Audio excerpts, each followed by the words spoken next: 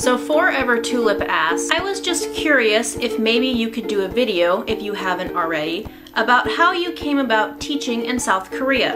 It's really interesting, and teaching in a foreign country is something I've always been interested in doing. Smiley face. Well, Forever Tulip, I haven't made a video about how exactly I came to be teaching in South Korea. I've made some videos saying, hey, BT dubs, I'm GTFOing the American area. I'll see you guys later. So I don't know if you guys have heard about this or not, but the US economy kind of blows. I graduated from college in August of 2011, and since then I have basically just been working in either retail or in manufacturing.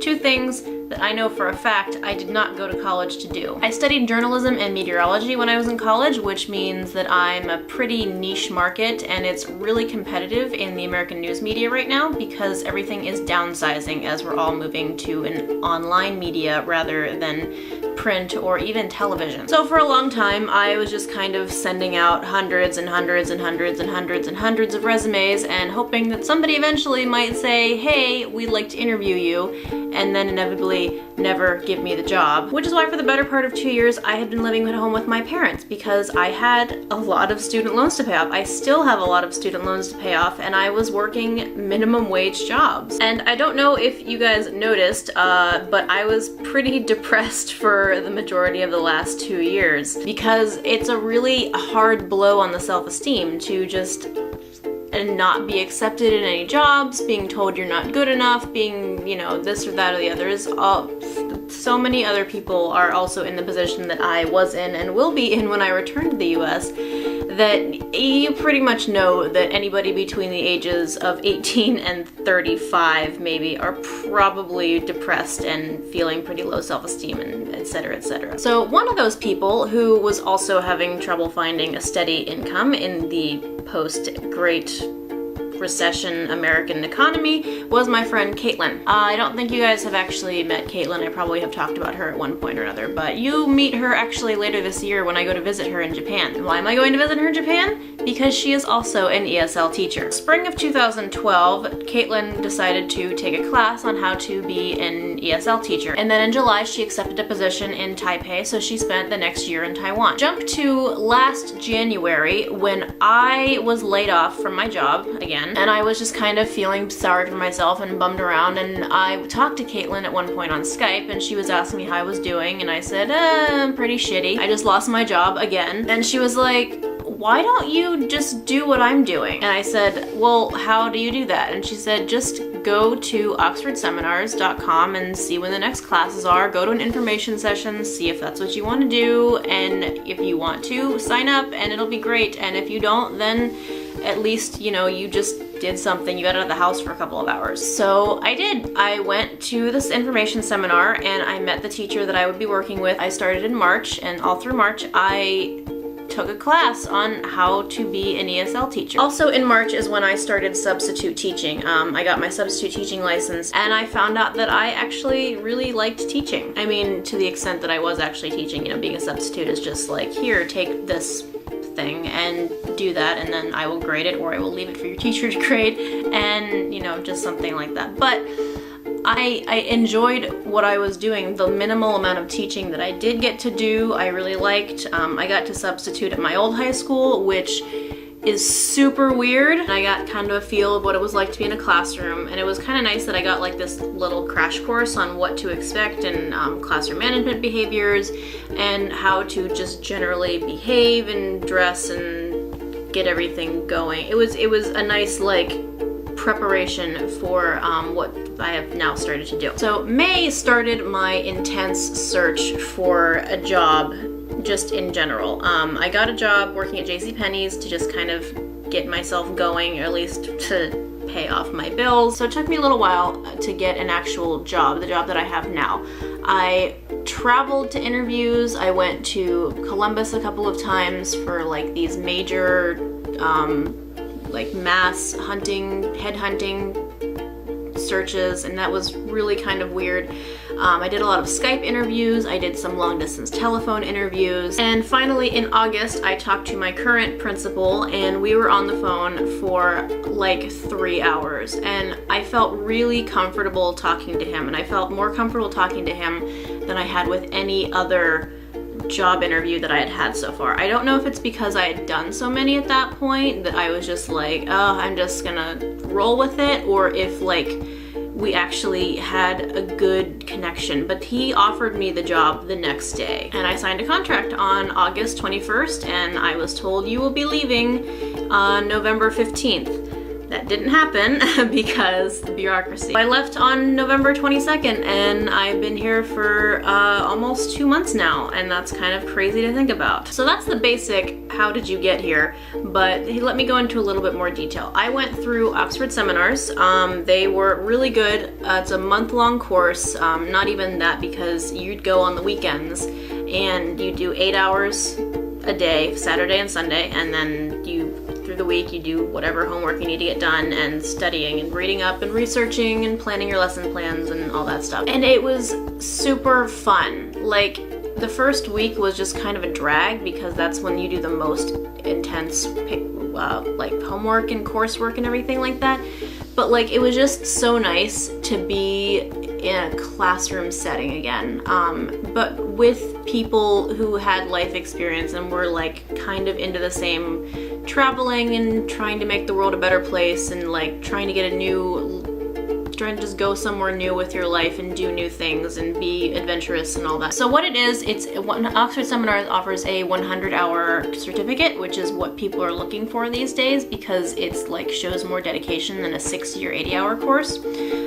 60 hours of that is within the classroom. You do all of your studying and tests, and not really tests, but like you have to do a lesson plan at the end, and like you get graded on it on whether or not it's engaging and informational and educational and all that stuff, and whether you actually like prove that you kind of know what you're doing.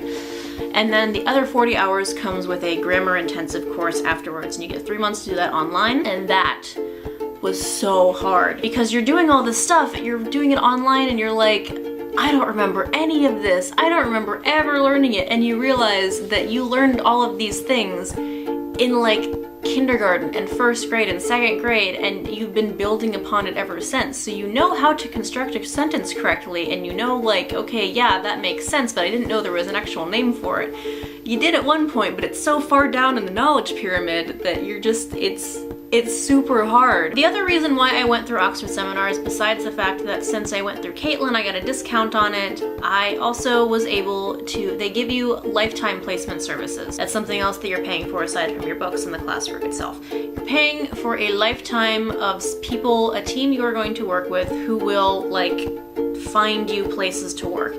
And I felt that it was a safer option to go through than Dave's ESL Cafe, which they have lots of job postings, and I'm sure many of them are legit, but a lot, I'm sure, are also pretty sketch. And it was nice because that way, like, I just had to create this resume on their website, and it creates it in a way that they know this is what employers are looking for. You check off the different places. You're like, oh, I'd like to work here and here and here, and you go, okay, my highest priority is this, and I also would like this, and I'd also like this. Like, my 3 checkpoints were, my highest priority was how much I was going to get paid, because I need to send money home to pay my student loans off. I wanted them to pay for my housing, and I wanted them to pay for my plane ticket. But there's other things, I don't remember what exactly. That way your search team, your job hunting team will know, like, okay, so we need to look here, these people, we've worked with them before, and they offer this and this, and they can match you to where they think you'll be happiest and it'll work out best for you. So for about 4 months, I was really intensively looking for jobs and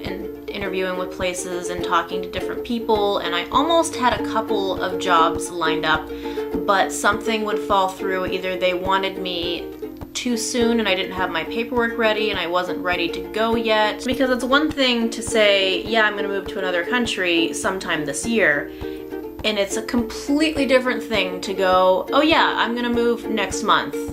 Just drop everything and go. And the reason why it's so difficult to do that with South Korea is because there's a lot of paperwork to go to Korea. And then I had to go to Chicago and have the Korean consulate there take my passport and all of my paperwork to get my visa, and then have them send it to me within a week. And I had to go to Chicago because otherwise it would have taken 3 months for him to get back to me rather than the week, since I was there and said, please do this faster, here is a bribe. It's essentially what all of it was. I paid a lot in official bribes to get things done quickly. money. And then once I actually got to Korea, I had to go and have a physical done here in the country. I had to have blood drawn. It's really an experience to be asked in another language and with a lot of miming if you're pregnant, because you have to have a chest x-ray done to make sure you don't have tuberculosis. And after I stopped laughing, I did confirm that yes, I am not pregnant. I had my eyesight tested. I was locked in this soundproof room that looked like it was from the 1950s, literally a room like that they would have used to test an atomic bomb or something like that, to test my hearing.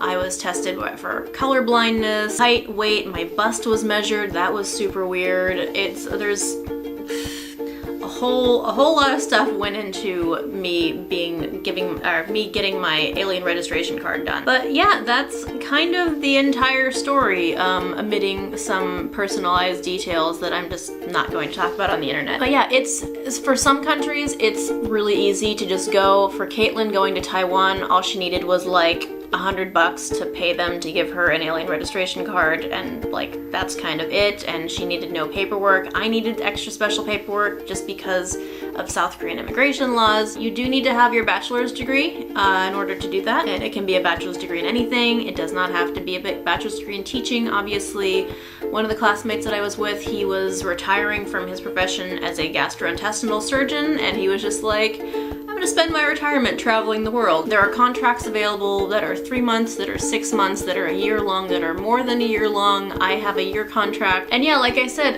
Caitlin is moving to Japan in March. She's starting a new position there after being home for a while, and I'm gonna go visit her sometime later this year, either over Chuseok, which is the Korean Thanksgiving, and that's in September, or my summer break in August. So I have to decide. I have to find out where she's going first before I decide when I'm gonna go see her. But yeah, Japan times, yay! I get to experience all the casual racism Japan has to offer. This is going off of the fact that every other teacher that I work with has been to Japan, and they're like, yeah, we're just denied to go into places sometimes because we're white. It happens. Anyway, I have 2 announcements. My friend Travis, you guys know him because you've seen him in videos or you subscribe to me because of him. He is doing a Kickstarter. It has a little more than a week left to go, and they need lots of money, so you should spread the word about the Tour de Comic Book Shop thing. Tour de Document.